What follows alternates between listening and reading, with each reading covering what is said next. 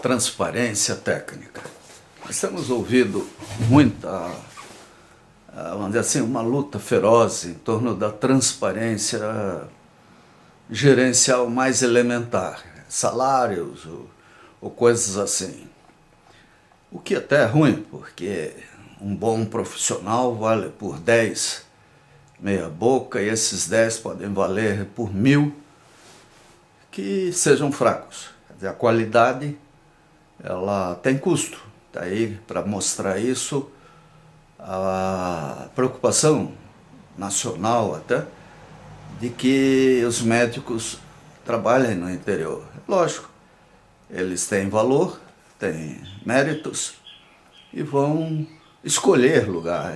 Dificilmente vão optar por trabalhar em cidades isoladas, assim, sem recursos e sem oportunidade de satisfazer seus desejos de consumo, de vida. Então, o problema é amplo, é grave. Mas a transparência técnica, o que seria isso, né? A gente vê pela televisão, pela imprensa, volta e meia, algum iluminado falando com o prefeito, governador ou até a presidência, propondo algum projeto. Só que isso, quando acontece, muitas vezes o projeto já está lá na frente. É quase um fato consumado, o que é tenebroso.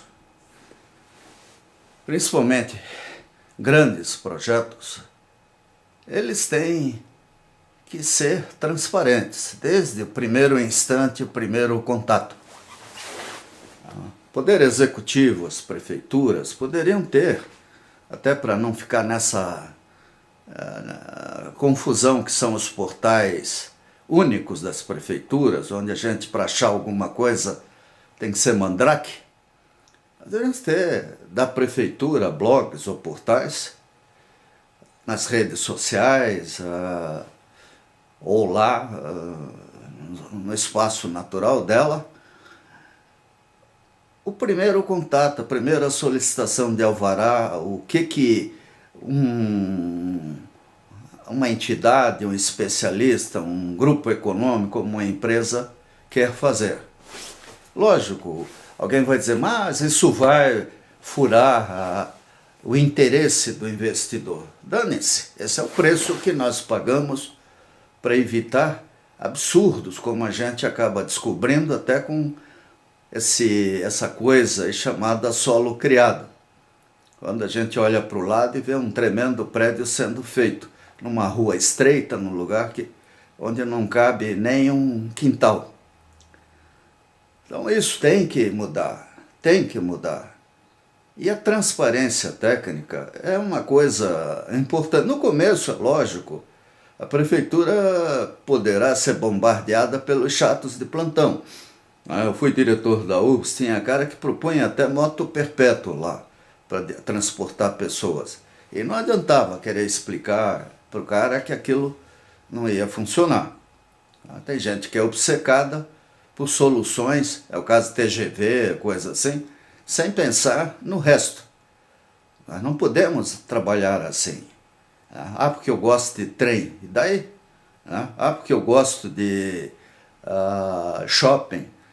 Qualquer coisa dessas transcende a vontade, o gosto, o prazer, aspectos lúdicos de qualquer grupo de pessoas, de entidade. O Brasil, principalmente, está passando por uma fase de aperto financeiro, de dificuldades. O mundo todo está nisso. E a marola está muito longe de parar. Não vamos ter marola, tsunamis, ondas, furacões, ainda durante um bom tempo. Talvez dure décadas para sair desse lodaçal que a desonestidade de grupos financeiros, principalmente, banqueiros internacionais poderosos, especuladores em bolsas de valores, lançaram a humanidade. Como sempre, na ingenuidade, na ganância das pessoas, eles criaram espaços e no fim quem paga a conta é o trabalhador mais humilde que perde seu emprego, é a criança que fica sem escola, sem creche. Isso aí, infelizmente, não é contabilizado, porque se fosse, a maioria deles já estaria pendurado numa corda, aí, numa forca qualquer, aí, que é o que eles merecem. Lamentavelmente, eles têm poder e podem até ter o apoio, como a gente sente nos Estados Unidos, do próprio presidente, sei lá, para continuar trabalhando, ou ganhando aí, quem sabe, alguma carta de uma licença para explorar empréstimo consignado, coisas assim. Isso é um mundo, né? Então nós temos que nos defender. O cidadão comum tem que se defender, porque é ele que paga imposto. É ele que vai sofrer as consequências piores. Porque se há um espaço gigantesco para o luxo, há um espaço muito pequeno para a sobrevivência. Então, esse pessoal bilionário fica pobre, tendo no fim um patrimônio de dezenas a centenas de milhões de dólares declarado, fora o que eles não falam. E nós não, o nosso espaço é desse tamanhozinho. Qualquer coisa que entra ali mata a gente. Então, nós temos que ter transparência técnica. Instituto de Engenharia, CREA, sindicatos de engenheiros, OAB, Ministério Público, tudo deveriam ter cópia de projetos, de propostas. Hoje em dia não é mais como antigamente, que o cara tinha que ter uma montanha de papel. Num DVD você coloca muita coisa. Não há necessidade de dizer como é que o parafuso vai ser, se para a esquerda ou para a direita. Mas o anteprojeto, as condições, os impactos ambientais, né? A perspectiva do projeto, os estudos, né, de retorno financeiro, até gozado quando começou a Copa do Mundo, a primeira coisa que o pessoal mostrou foram os estudos de rentabilidade financeira do que pretendiam. Nunca mais falaram disso. Interessante. Tá? Então, quando veio para cá a fantasia aí da Copa, o pessoal teve espaço, mas não convenceu. Desde aquela época a gente tem dificuldades de aceitar muita coisa. Agora, por que essas coisas acontecem? Falta de transparência. O próprio governo federal, quando assinou o acordo com a FIFA, ele foi soltando depois em pílulas o contrato que tinha assinado. Será que o povo brasileiro aceitaria a Copa do Mundo se soubesse de antemão o que isso significaria? Precisamos de transparência técnica. Precisamos de um debate permanente dos projetos, principalmente os grandes projetos. Pequena coisa seria insuportável imaginar, discutir tudo, mas seria impossível, quem sabe. Mas até uma associação de bairros pode ter interesse se alguma instalação comercial ou industrial vai existir no bairro. Então, dentro dos seus devidos espaços sociais, todo o projeto é importante. Tem sentido deixar para a prefeitura, lá para uma meia dúzia de técnicos ou engenheiros, conceder ou não alvarás. E muito menos para institutos de planejamento, coisa assim, que são dominados por políticos, principalmente, de repente darem ao prefeito a ilusão de que alguma coisa é solução e ele sai todo lampeiro dizendo besteira. Nós temos que discutir isso tudo. E o próprio prefeito tem que ter humildade de colocar em debate. Coloque em blogs, coloque em portais específicos. O CREA poderia ter isso.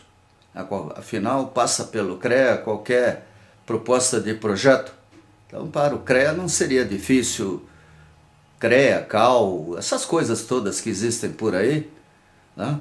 De colocar em espaço de onde 1, 2, 3 toques no máximo, a gente soubesse o que está acontecendo na esquina.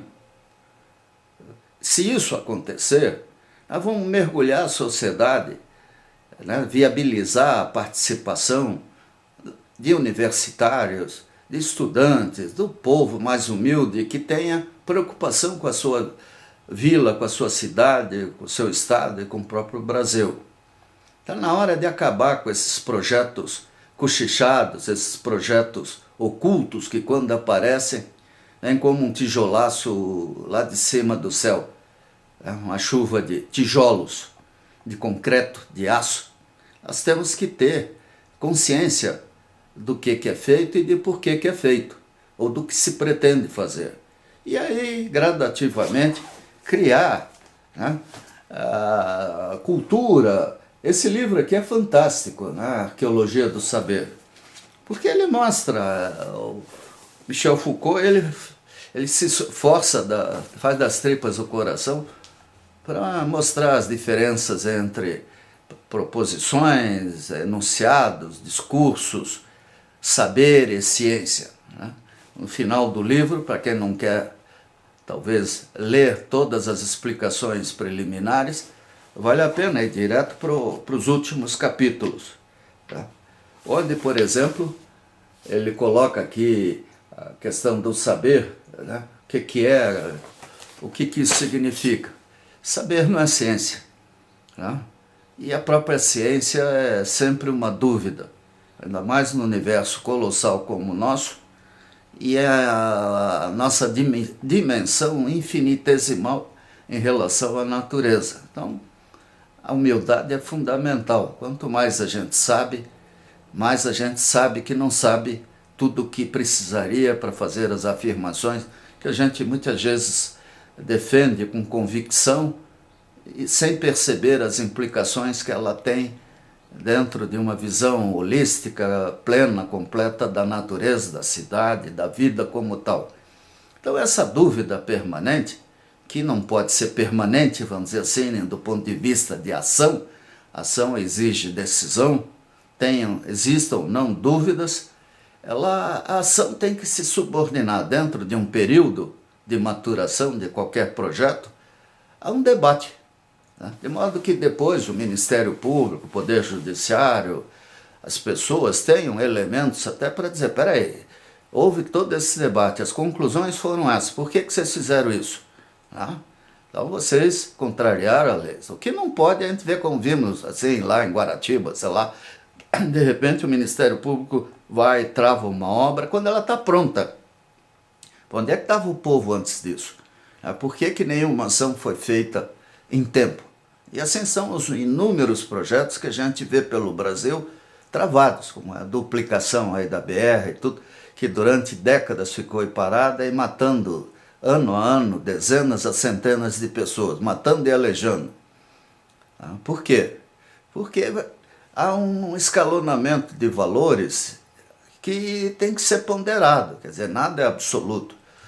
Tudo tem que ser considerado dentro da nossa realidade, que afinal, se eu estou preocupado com a minha vida, com a Terra, é porque eu existo aqui, eu estou aqui. Você não estaria aqui batalhando pela ecologia de Marte. Eu nunca vi ninguém fazer isso. Então, nessa situação, onde a gente tem que, como Heidegger fala muito, eu estou aí, eu existo porque eu estou aí, eu estou aqui.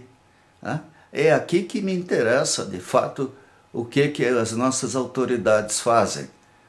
Vai me interessar algo lá no Japão ou na China se for uma guerra nuclear ou coisa que nos afete, ou algo que leve a humanidade a mergulhar numa epidemia ou coisa assim. Mas aqui a coisa entra no detalhe. Até um jardinete pode ser problema ou solução.